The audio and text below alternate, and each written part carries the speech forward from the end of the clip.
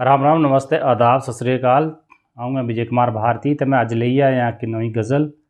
उम्मीद है तुसें पसंद आऊग। तो मेरी गज़ल का शीर्षक है मन बनी पक्खरू। लियो पेश है मेरी ये गज़ल।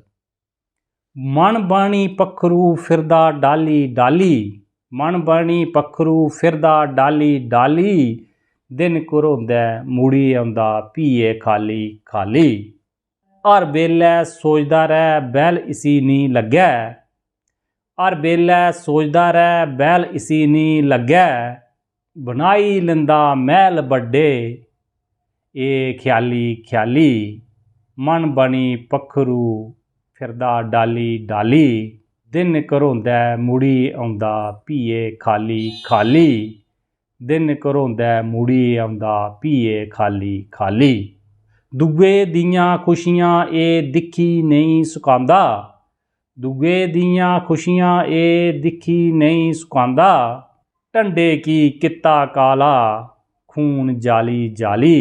मन बनी पक्खरू फिरदा डाली डाली, मन बनी पक्खरू फिरदा डाली डाली, दिन घरोंदा मुड़ी आउंदा पीए खाली खाली, दिन घरोंदा मुड़ी आउंदा पीए खाली खाली।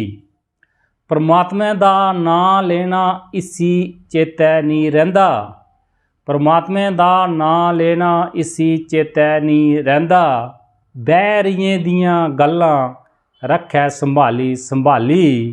मन बनी पक्खरू फिरदा डाली डाली, दिन घरोंदा मुड़ी आउंदा पीए खाली खाली, दिन घरोंदा मुड़ी आउंदा पीए खाली खाली। भारती दा चेतनी लग्गै दस्सो कोई कारी, भारती दा चेतनी लग्गै दस्सो कोई कारी, मनै बिच केह् रखेआ पता नहीं पाली पाली।